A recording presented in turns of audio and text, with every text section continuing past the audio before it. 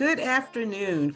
I'm excited about today's discussion as we're going to talk about commitment to self and to the organization.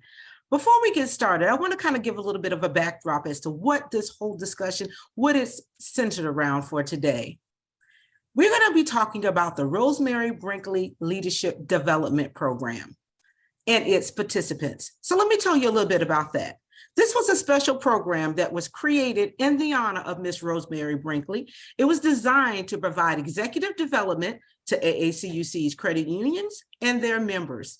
This program was created to establish a pipeline of diverse leaders in the credit union industry. I would be remiss if I did not share with you her mantra in which why this program is so important. Miss Rosemary was a member of the Educational Systems Federal Credit Union. She served there for more than 50 years and 46 years on the board of directors. She served as the treasurer, vice chair, and chair. So let me tell you about her mantra. Miss Rosemary was definitely known for always leading in her mantra of we can do better. She was a champion for a true champion of education and of the credit union. So today we're going to talk about the launch of this program and speak with the participants. But before we get there, I want to bring up a special guest, Mr. Gerardo Smith, newly appointed CEO of Educational Systems Federal Credit Union. Welcome, Mr. Gerardo Smith. Well, welcome. Thank you. I just wanted to say, it's an honor to be invited, to speak today. And, it's always a pleasure for me to do anything that I can do to support the fabulous work that goes on at the AACUC. So again, I'm honored to be here. Yes, and I have just a few questions just to establish the leadership and why you supported this great program. So if you would share with us, why did you decide to support the Brinkley Leadership Development Program? Why is it so important? So the program really represents the passion and dedication to excellence that Rosemary always brought to our credit union during her 46 years of service on the board. She was she had powerful influence over everyone that she came in contact with. And so for me personally, over 15 years ago, Ms. Brinkley pulled me to the side. After a meeting, she put me to the side, and she gave me a piece of advice that today I'm certain now that it shifted the complete trajectory of my career. So I'm forever indebted to her personally, and supporting this program is important because we have the ability to shift the trajectory of our employees and benefit from the diverse leadership that they gain from their growth. Okay, let's get a little personal. So as you look over your career growth to the executive ranks, what would you share about your journey? So for me, I've always considered myself, fortunate. I've had the leadership of Rosemary Brinkley during most of my career. And I've also had the opportunity to work with some really great CEOs. I was kind of brought up with, with this idea of, working hard, being very dedicated, to the things that are important, to me. Staying true to my values, and most importantly, like never giving up, never quitting. I learned that at an early age, and through my career, it's paid off. It's paid off for me. The other thing that I learned, through my career is that I largely control, the success of it. So I made sure that if I wanted to do something, that I was committed to ensuring that it got done. And, I didn't really rely on, other people to get it done. And I think what that did for me is, leaders saw that, and leaders saw that quality in me. And so I got opportunities. Certainly, as I was coming up 25 years ago, I saw opportunities, had the ability to participate in things that, a lot of other folks didn't. And I think a lot of it had to do with, my commitment to, being exceptional at what I was doing at that particular time. So, I think that for me, that commitment has played a major role, in my success, and this program, represents that.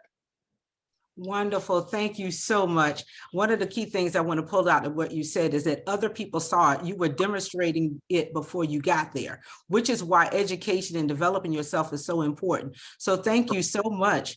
So now we're going to segue into the panel, which is going to take a deeper dive into what is it about making sure you represent yourself and develop yourself. So we're going to be talking to members of the very first cohort, the pilot cohort for the program. So I have with me here Stacy Herring, the Director of Outreach and Engagement at Illinois Credit Union League.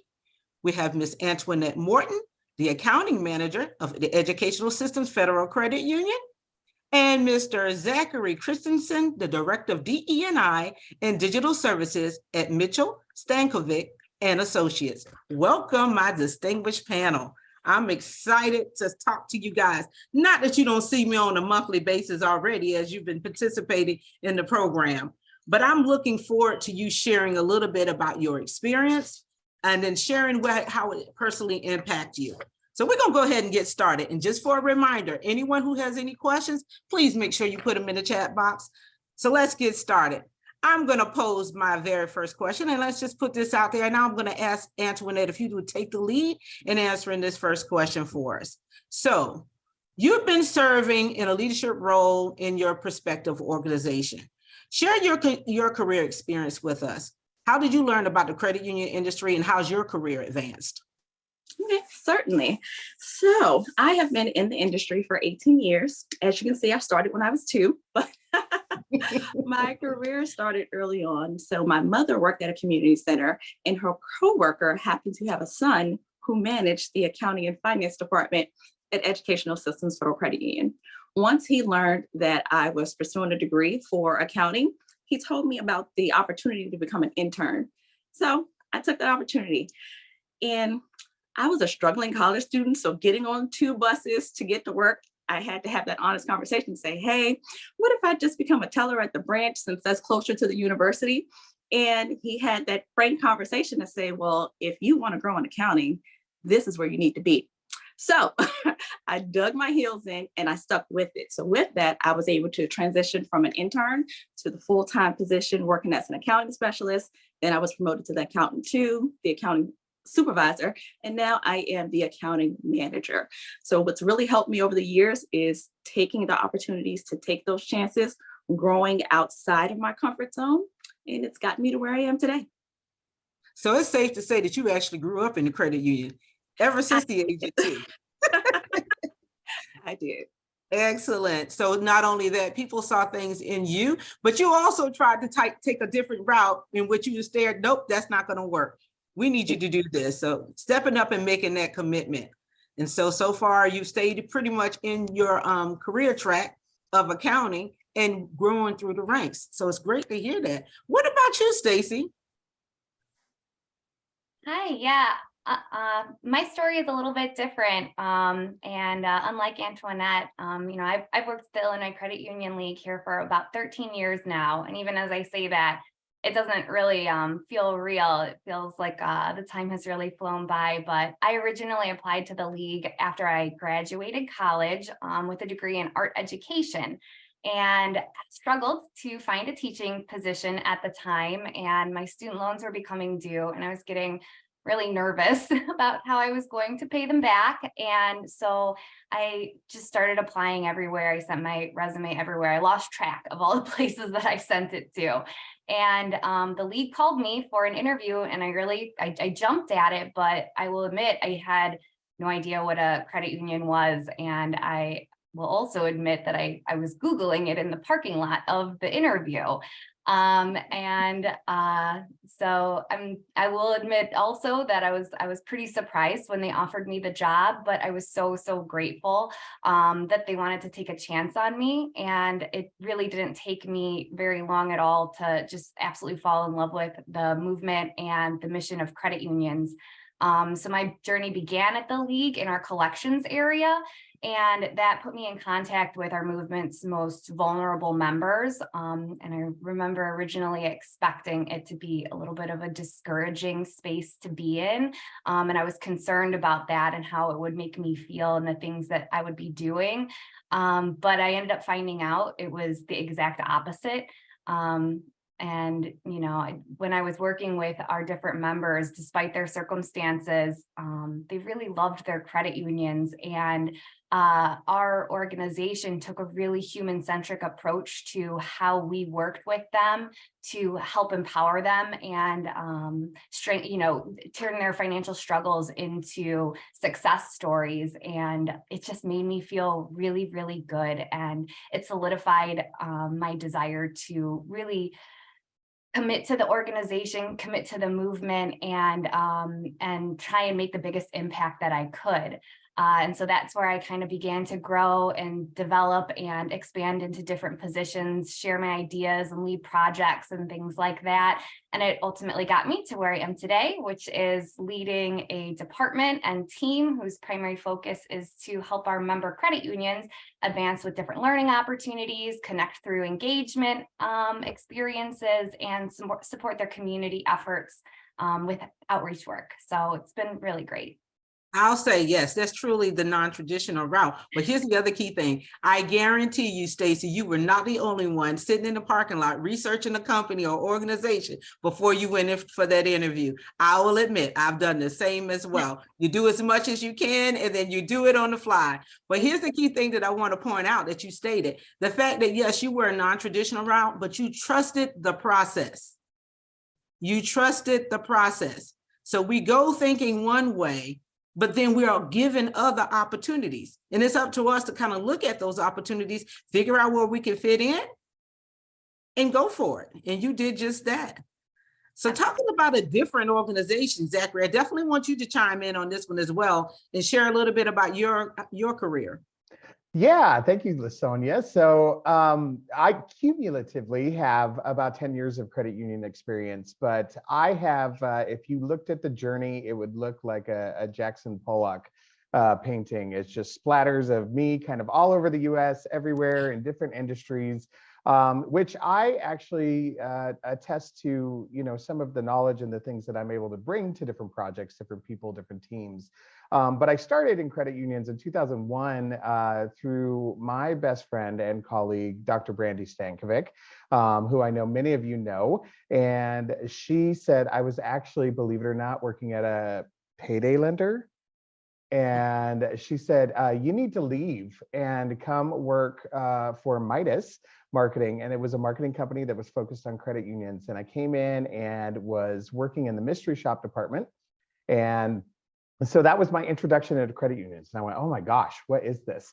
And then I took a sabbatical. I took about a 10-year sabbatical and got some really interesting background, perspective, and experience in retail and consumer packaged goods. And then my life tends to be full circle moments. And so in 2016, I got a call from Brandy again saying, hey, we're doing some new stuff, and I think you might be the perfect person to come help us out with it. What do you think? And I said, yes, of course. And that turned into working with the incredible, incomparable Sue Mitchell, CEO of Mitchell Stankovic and Associates. And now I'm sitting here working with her, working with boards. We talk to CEOs every day. And Also launched CU Pride, where I'm now in a completely different position, something I never would have expected, as executive director of an association for the credit union movement. And it has just been, a whirlwind, yet it all makes sense if you really look at the puzzle pieces. So what I'm hearing from you, Zachary, is be ready for the opportunity. You That's never know right. where it's coming from, but you need to be ready. So what is it saying? Stay ready so you don't have to get ready. That's right. Thank you so much for that. So now we all know in all of our journeys, it wasn't always a great, beautiful picture that things just pop and happen just so easily. So now I want to shift a little bit and talk about, and not only just talking about challenges as you advance as a leader, but being advanced when you're a diverse individual and advancing in leadership. So what have been some of your challenges as you advance as a leader, as you're looking to go up to the executive rank? And what has worked well for you? What's been one challenge and what has worked well for you? So Stacy, would you take the lead on that one? Absolutely, thank you. So when I was thinking about this question, I would say a challenge that first kind of posed itself to me was just the fact that I was young. And I say that for two reasons. And the first of that being kind of just my own personal challenge, because being just out of college and new to the movement, I knew I had a lot to learn and a lot of growing to do before I could even see myself as a valuable contributor. So kind of, really learning those things and building that knowledge base and also that confidence to be that contributor to our movement. And once I did see it in myself, my next challenge was getting others to see it. And as a young woman, who maybe some of you can even just tell right now, those of you who know me probably know this, but even those of you watching me right now can see I lean a little bit more towards the bubbly and excited kind of personality space. And, I think that makes it a bit harder for people to take me seriously sometimes, especially if they're not familiar with me. So I recognized, when I saw that challenge, that there were two ways that I could proceed. So I could either try and alter my personality a bit and, push down some of those natural expressions that I have to be viewed more seriously. Or I could take potentially the longer road of just being myself and let my work ethic and my results show people how serious I was. And so I took that path of authenticity because I decided I wanted to work somewhere where people would see my accomplishments past my age or my smile, my big like, hey everyone, how you doing? And give them the opportunity to look past that and just and see what I was able to do. And I hope that the league, where I work, would be able to do that. And I was fortunate enough that our leadership did see past all of that and chose to appreciate me for it and encourage me and support me in my growth and my development, which I am so grateful for, because I know that that's not the case in all instances. And so, basically what worked well for me was that, that's what worked well. And I would just encourage others to just be authentically themselves, because that's when you're able to really shine your brightest, and, you will be recognized and celebrated for who you uniquely are and not what you think other people want you to be. I was going to say, Stacey, it's going to come out anyway. So being your authentic self. But one of the key things, like you said, about being your authentic self is just figuring out how to adjust it to your environment in which you're working in. So yes, being your authentic self. What about you, Zach? So I think the biggest challenge for me, and I think there's probably more of you out there than some care to admit, is that I didn't necessarily know what I wanted to do when I grew up. And that was even as I was growing up. There were so many things. Yes, I had the ultimate dream of wanting to be a teacher. When I was in 3rd and 4th grade. But those things change, and your experience changes, and you as a human being changes. So it's really important that it's okay not to know. And I give so much praise to those kids who say, I'm going to be a doctor, and they are a doctor, and they have a wonderful career. And that wow, amazing. I wish that was the path that I had. But I also found that that worked well for me, because what it ended up doing is it gave me the ability to be a little bit malleable, to enter different industries, to work with different people. And I think the biggest thing that I learned from that was that, and Brandy has a term for this, it's called manage your boss, in terms of how to work with supervisors, how to understand and anticipate their needs, and then build influence with them. So I was able to always, within the careers I was in, advance, excel, and do greater things.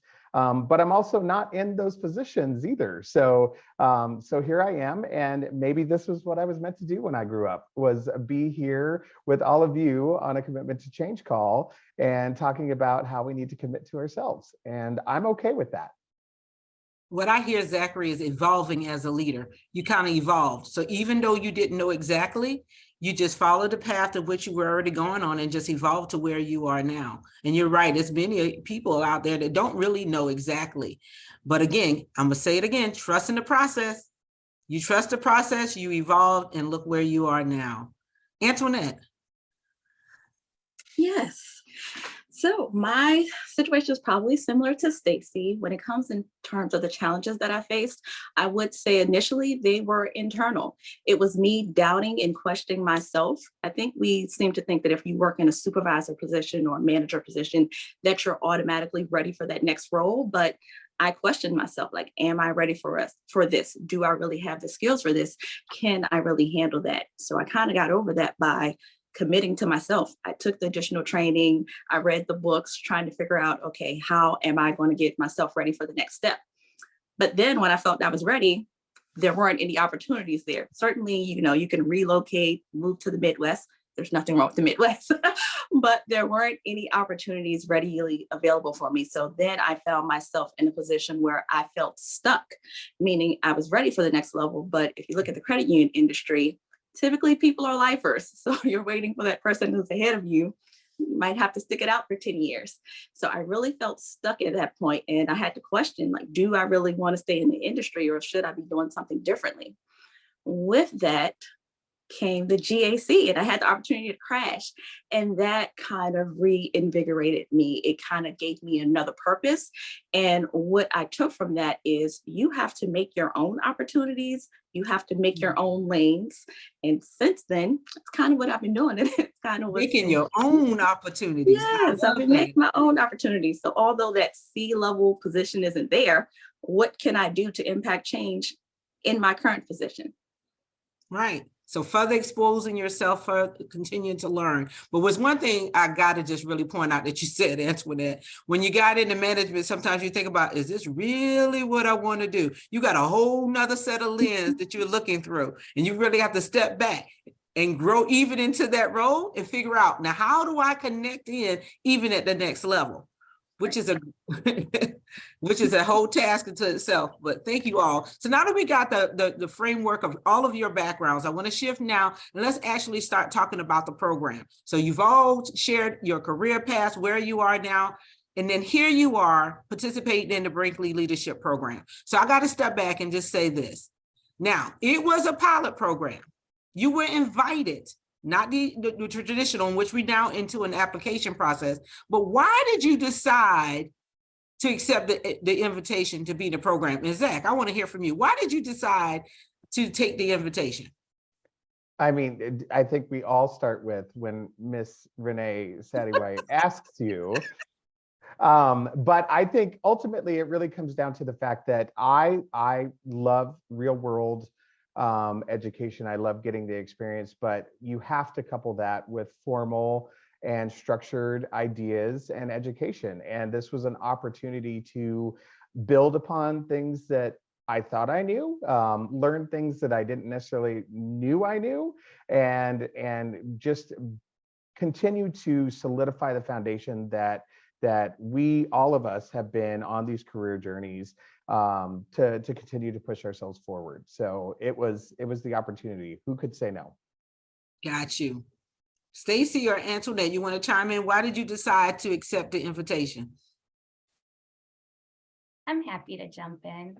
Basically, because I want to echo Zach, when Queen Renee calls, you answer. And it's always such a, there's always, when that call comes in, there's a beautiful and fantastic opportunity normally that directly follows. And so I have a lot of trust and faith in that. And this was no different. Beyond that, just as a person who has a degree in education, I believe in lifelong learning. So as a leader, I think it's important to always be striving to better yourself for you and for your team and for your organization. And this program was just a really great opportunity for me to be able to learn more about my natural leadership style and areas where I could grow, and ways to, become stronger with innovative ideating and just be a better contributor to my organization as a whole. So to me, accepting this was just a great opportunity, and making time for it was a given. And I'm just really grateful for AACUC for choosing me to participate. So I'll take this opportunity to say thank you for that as well. But really, really wonderful. Well, Antoinette, I'm gonna change the question up just a little bit. I want you to start talking about, so we know you accepted, and we know why you accepted. You probably were influenced by Miss Queen Renee as well. But let me ask you this. Why is a program like this important to you as a diverse leader? Great question. So this program is important to me because the truth of the matter is there aren't many diverse leaders if we look at the top of the credit union leadership, and there aren't any programs that are like this. This program is set apart from the different management schools and the different leadership type of programs. This program is designed to really make sure that you are prepared for the C-level suite. So I took this as an opportunity to invest in myself, and yes, I couldn't wait to sign up. Okay, what about you, Zach? Oh, so I come from it at a very similar angle. We know that credit unions are working hard to be more diverse and get to that level. And within the realm of CU Pride, where I work, and working with the LGBTQ plus folks, and then this intersectionality that we have with AACUC and Renee bringing us along, it just is a program like this is so important for those who don't have the opportunities, whether it be formal education, whether it be real life, real experiences, because many of the group in CU Pride are at mid-level, and so you don't see a lot of them at the executive or the C-suite. And so for me, I'm excited that I got to be a part of it so I could experience it, and now I can share that with others and encourage them to be a part of it, because I think it's going to be an integral part as we build more diverse leaders within the credit union system. Okay, so I guess let me say here, what exactly would have you guys have been experiencing? So I'm going to tell everyone a little bit about the program. It is a year-long program. So every month there's live sessions, there's work for you to do in between. You have a coach that you're working with. You even have a mentor. Now, let me tell you why you need a mentor. As one of the requirements with the program, not only are you getting development individually, you get an assessments where you're learning a little bit more about yourself, so it's tailored to your style for you to understand that part. You work with your coach on the different gaps that you have, but each one of you are a part of a team that you have a project to complete, and you got to do this project as if you are an executive. So no down in the weeds and focusing on the task all the time. I'm always pulling on like, no, we can't look at it from there. We got to look at it higher up. Let's get 50 feet above and look at your project from that perspective. So Stacy, I would like for you to share, what has been your overall experience? Because you're now, can you believe it? It's been 10 months. Again, another instance where time has gone by really quickly, and just for all the reasons that you mentioned, there's a lot that goes into this program. It's not a passive learning experience. There's a lot of dynamic qualities to it, a lot of independent work that you have to do and really self-motivate, as well as joining in with the monthly calls and the cohort and things like that. And so, yeah, my overall experience has been great. I'm well aware that I don't know everything. And, this program has really helped me get a better grasp of things where areas of myself that I didn't even know that I needed to spend more time focusing on, or things like that. Gave me different ways to think about things. And I don't know if I would have just come to that on my own. This has really helped guide me to those areas where I could do better. And that's really, really so important. So I've had a lot of aha moments throughout all of the different, turns and twists of this program. And I don't know about you guys, but when I have that, surprise moment where it's like, oh my gosh, like this is really exciting, or like I didn't realize that, or like, wow, how did I not see that? Like, why did it take something like this to show me something that seems so simple or so, obvious, and kind of opens up this whole new perspective for me. It's like, seeing a map, and all of a sudden this whole new area on it has like become illuminated. And it's like, well, there's a different path that I didn't think even existed in this universe. And now here I am down on it. And so those kinds of things are just really exciting to me. And I really value that this program has given me those experiences. Okay. Antoinette? Your Yes. overall experience. Yes, I have to echo everything that Stacey said. This program has been very eye-opening. Overall, it's been a phenomenal experience. I too have had those aha moments, and I've discovered some ugly truths about myself in going through this, but it has all been to the better. I'm sure my management team can also solidify that. As a matter of fact, one of my colleagues yesterday mentioned that, these last few months, you really seem to come out of your shell and you seem like a new person. And I would have to directly attribute that to some of the skills that I picked up in the program, having the opportunity to work one-on-one with coach, and I'm sure we'll talk about some of this later, but working one-on-one with the coach was definitely eye-opening. When you work with the coach, they don't just give you the answers, they kind of pull that stuff out of you. So this program has been great. Excellent. So Zachary, I'm going to ask you, what has been one key takeaway or benefit that you've had as you progress through the program? There's a thousand of them, right? And first, I would like everyone to know that there is not a single ugly thing about Antoinette, and she is just an amazing human being. So you all should know that.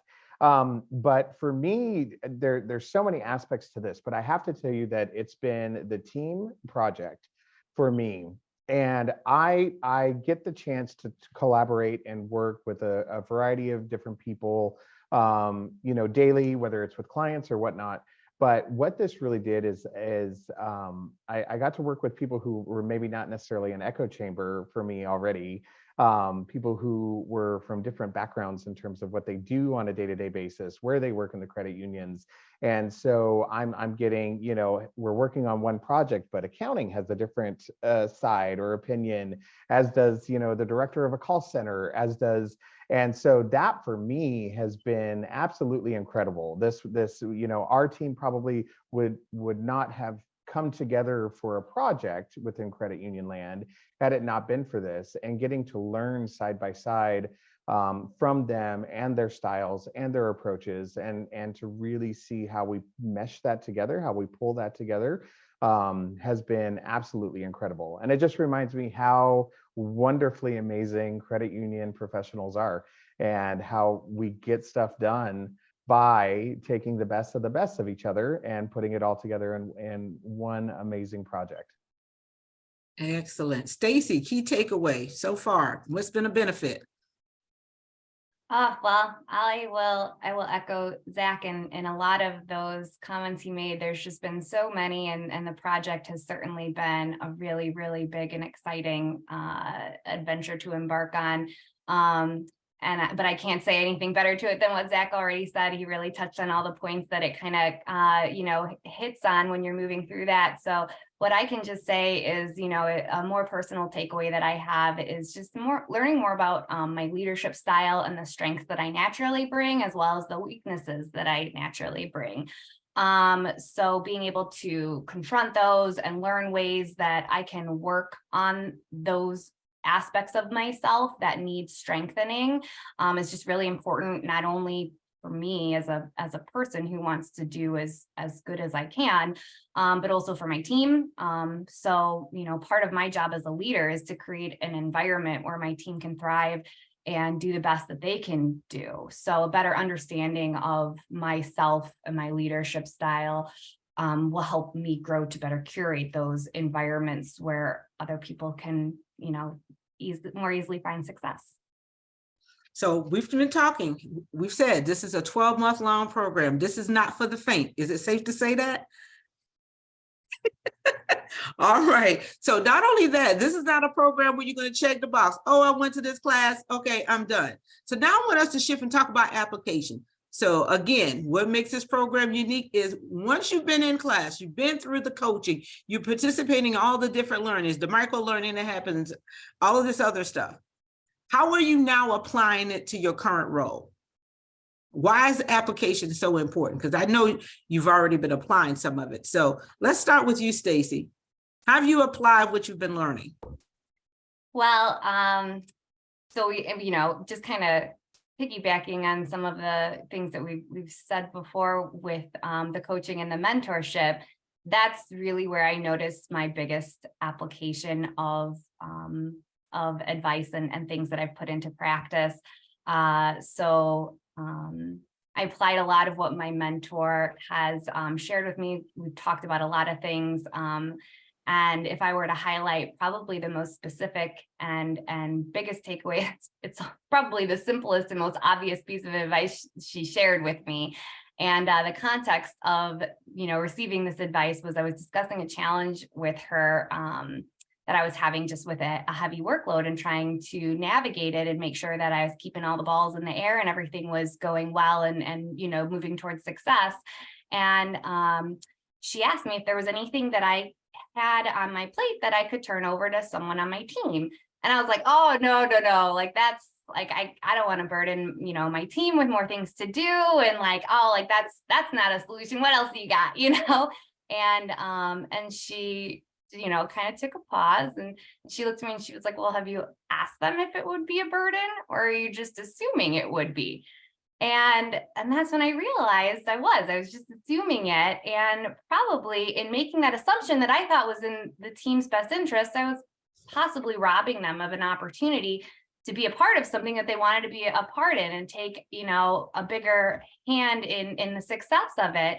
And so by just simply asking that obvious question, it kind of blew my mind. And I started doing that and realized there were a lot of things that people were, not only willing, but really excited to participate in and, take a bigger piece of the pie, if you will. And so my stress levels got lowered. They were excited and had more fulfillment, and it was like everybody won. And it was just so simple and so perfect. So. Not only that, Stacy, how can you focus on strategy and vision if you're down and doing the doing? So wonderful, great that you made that discovery and you made the proper application and adjustment. Okay, so we're going to hear Zach, if you would share, what is one of the things that you've applied? I think for me, it was the beginning of it when we did the 360, which everybody should do a 360. That's the most eye-opening thing in the world. And the funny piece of this was that I get the opportunity to speak, whether it's with clients or in front of groups. And I've always said, I'm just so much better off the cuff, just knowing, what it is that I want to say and what we're talking about, and I'll get up there and get it. And then I found out 360, everyone's like, yes, you have great energy, but you should probably plan some of these things that you want to say. And I went, oh goodness, okay, well, there's a reality check. And so that is, I will tell you that I have a list of all of my possible responses for you today, Lasagna, in preparation because I wanted to be ready. And so it is something that I have applied immediately and continue to work on throughout my career. Okay, so Antoinette, I'm gonna change and shift up just a little bit with you. So what did you find that is taking you a little longer to apply? So So for me, it would be one of those topics that I covered with the executive coach, and that is on being more dynamic and being more vocal. For me, I'm typically an introverted leader, believe it or not. So I am the type of person who sits back and observes and observes and thinks and observes some more. And by the time I'm ready to make my point or throw in my suggestion, the moment or the opportunity has already passed. Since that's something that has been ingrained in me and I have operated this way for years, I see that it's taking me longer to flip that switch and make that adjustment. So I'm working on it, but it's going to take a little longer. Okay. What about you, Stacy? What's taking a little longer for you to apply? Well, and very similar to Antoinette, mine is probably also on personal growth. So I've learned a lot about myself in this program, and this program has showed me, but also it's, we know that taking those steps within yourself takes time, and you have to kind of move with patience with yourself, patience and grace and all of that, because it's not a box you just check off like, oh, now I am more confident, like boom, or whatever that might be. It takes some time to really get there, and in a lot of things a lifetime. It's just something that you're always constantly working on. But I know the importance of doing that, and this program has really helped me recognize it. Not only just recognize it, but prioritize it. And I think that's where I'd probably put the double underline, is prioritizing, my personal growth and making sure that I am taking that time to look inward and make sure that I am moving forward in a pace that is comfortable to me, and that is in a forward projection, and not just sitting stagnant because I don't want to step into an uncomfortable space. Excellent. I love how you said prioritize.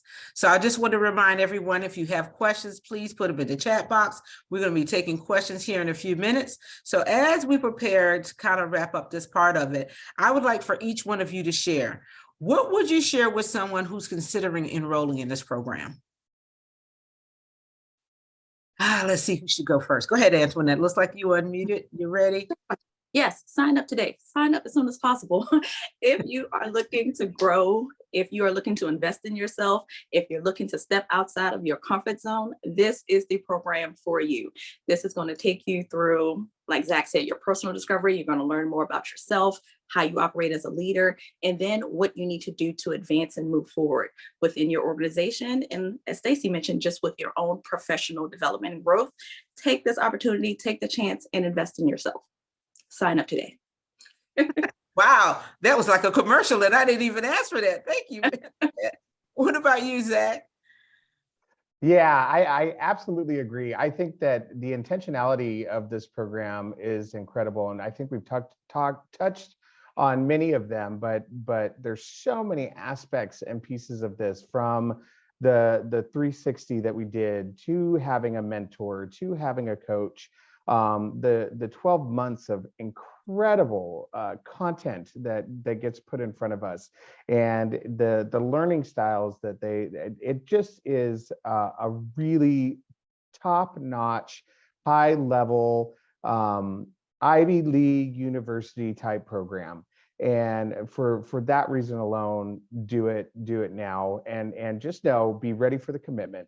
It is. So that's the only thing. The only thing you should have to consider is whether or not you can actually commit to the 12 months. Otherwise, there is no considering. It is just sign the dotted line. Get yourself there. Excellent. Stacy.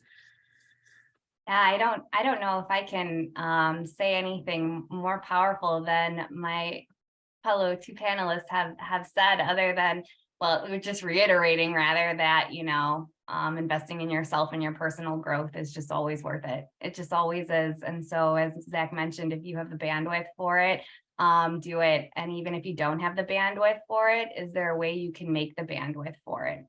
Because again, doing something for yourself and your own development is just really important to prioritize, as I said before. Something that I think is really special about this experience, again, and we've already touched on this, but that coaching and that mentorship, really is such a special part of this program. And then everything else that you learn, you know, it helps you find that inner strength and, you know, being able to really find that power within yourself to be a strong and impactful leader. I, you know, prior to this program, have had the benefit of Miss Queen Renee being a mentor to me. And I have found that experience so inspiring, so much so that we worked on an article, which was called Putting on Your Red Cape. And it kind of highlighted some of that experience of her believing in me and her sharing her guidance with me and helping empower me and encouraging me to find what it is within myself that makes me feel strong and powerful and confident. And it really just propelled me forward so much and inspired me so much. And I think that that's what this program can also do for people. If you don't have a Miss Renee in your life, then this program gives you those resources, those tools so that you can really be reflective and you can really, you know, harness what it is within you that it makes you special and great and do something incredible with it. Excellent, excellent, excellent. Thank you so much. So now we're going to move towards the questions. Before we do the questions, though, I just want to say it has been a great experience even leading this program and facilitating and getting to know the individuals in the credit union industry. Because as you may have not known, I am new to the credit union industry. So I got an opportunity to spend time with each and every one of you. And it's been a wonderful, wonderful experience because you guys helped me learn as well. So we do have a question here. Let's see, we got a couple of them. Things coming in here. So the first one was, is there something specific you've learned about yourself during the program that you wish you knew when you first started in the credit union industry? So who wants to take that one? I'm off mute, so I guess I should go. I'll tell you what, I'm gonna focus back on the team project, and I don't know if it was before I got into the credit union industry, but I think it's really important to remember that you can't do everything yourself.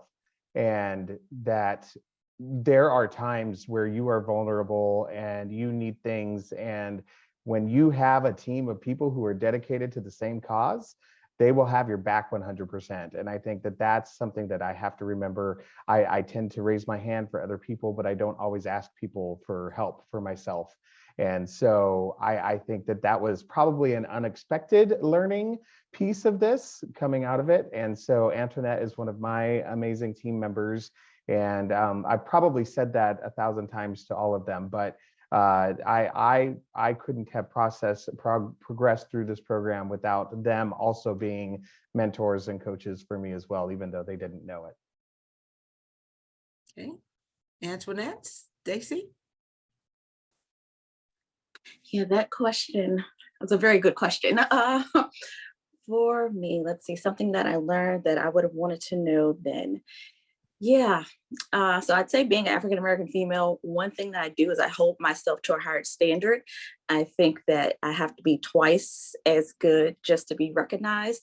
So kind of through this program, it kind of gave me the reassurance that I don't have to have all the answers. I don't have to do all the things. If I want to move into that C-suite, the things that I need to focus on is setting that vision, bringing everything to alignment, and executing on that. So I think that's my one key takeaway. I don't have to know all the things. I just have to make sure that I have the appropriate resources around me and how to manage those things. Okay. Stacy, you want to chime in there?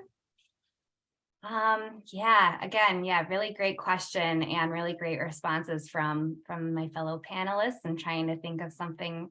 I echo and agree with what they have shared also. I would say I would actually take it back to something you had mentioned before, Lasagna, about how we were meant to approach our project, and it was with that 50 feet above viewpoint. That's something that I feel like I really understood better in this program. I think a lot of the time throughout my career, I I lead with my gut in a lot of ways. It's like, hey, I know this is a great idea. I feel like this is a great idea. Like, you just trust my feeling. Like, it's, you know, it's spot on, I promise you. But that's not the way to approach things most of the time, especially if you're trying to introduce new ideas or innovative ideas or disruptive ideas or things like that. People want a little more assurance than like, Stacey's got a feeling, you know. That's not the way they want to hear it. And so this, you know, approaching that project with, you know, again, when I've been working with the lovely and wonderful Espy as a fellow teammate on the project, and it, you know, initiated with her and I just being like, this is going to be a great idea. And I think we both were, again, leading with the heart on it. And we had to really stop and reflect, what is this high level? What is that 50 feet above you? And how do we describe that? How do we prove that? How do we quantify some of this? How do we catch those analytical thinkers who don't care about what my heart says? And I think that that's something that's really important. And if I would have approached other ideas like that, you know, prior to this program, it probably would have been helpful. So I'm glad to have that vantage point now. All right, we got one more question. How would you broach the subject of participating in a program like this with your manager if your work environment isn't a learning culture? So how do you convince your manager? How would you tell now or share with your peers here? How do they convince their manager that they need to sign up for this program and they need to support them?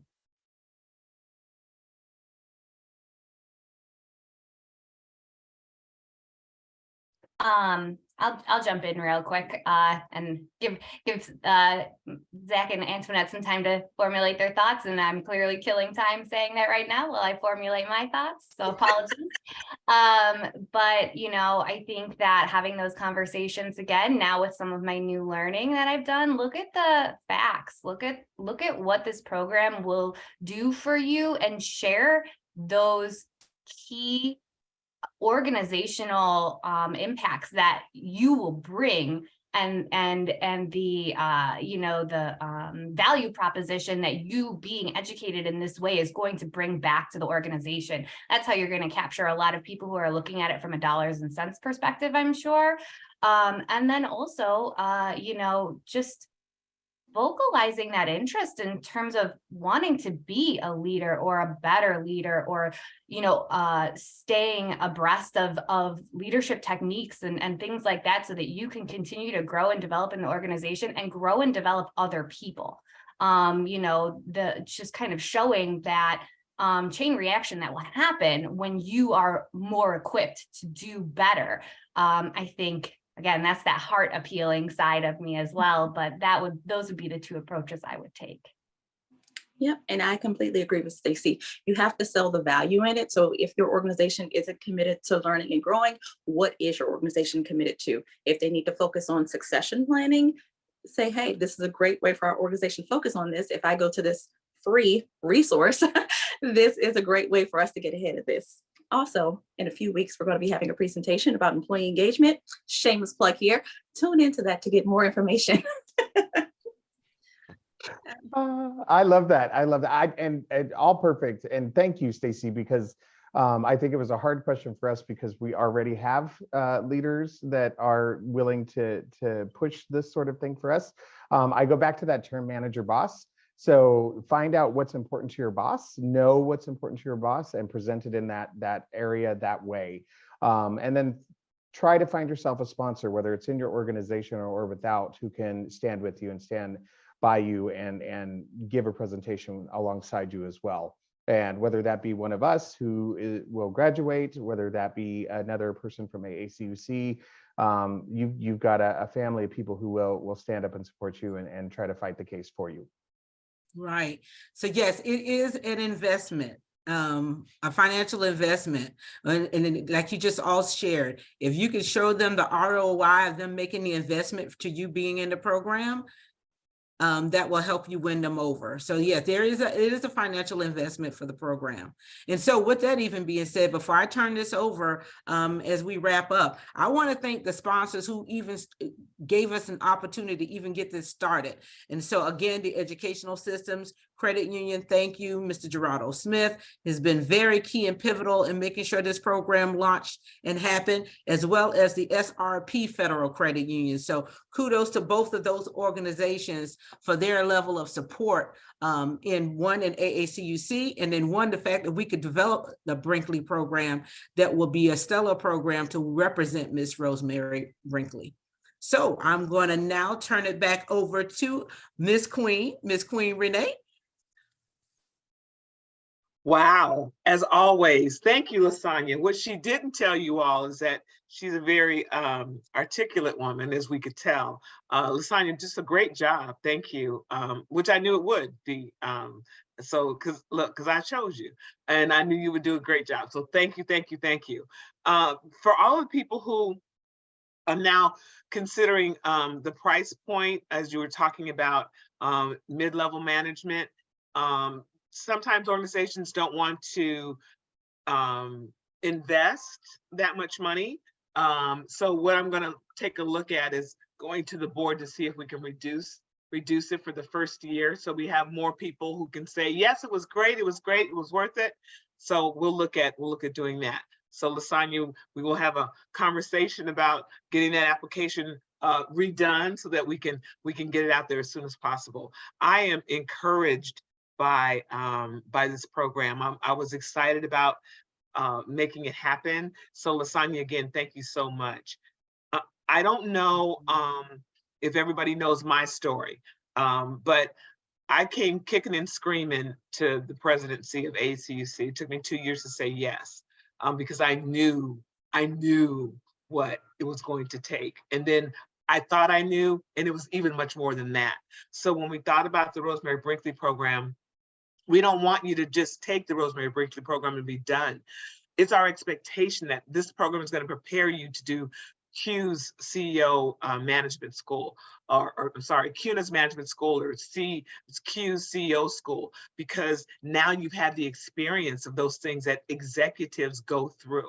And again, Lasagna, I can't thank you enough for grilling them and making them want to be and come to every month. So again, thank you, panelists. Your stories were amazing, and I'm going to turn it over to SB. Oh, well, thank you so much. Such a wonderful and inspiring panelist. I did have the privilege of working with them because I am too in the cohort in the pilot program. So it is fantastic. Definitely keep an eye out for our newsletter, where I'm sure we're going to announce the application process and all of the details.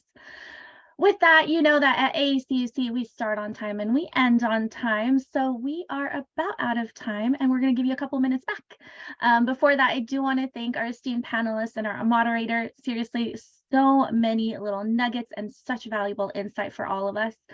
And a big thank you to our AACUC Board of Directors, our chapter officers and staff for all the amazing support. We did it. We did our first CTC conversation of 2023. Keep an eye out for our next conversation. Remember, all of our CTC Friday conversations are the third Friday of the month. So our next one will be February 17th, if I am correct. Yes, February 17th at 1 p.m. Eastern Standard Time. Again, keep an eye out for that on our newsletter and social media channels so that you can pre-register. It is going to be just as amazing as this one, with some key amazing people, so you don't want to miss it. Keep an eye out for that. With that being said, have a wonderful rest of your day. It is Friday. Go enjoy your weekend. Panelists, staff, please stay on, as well as our board members.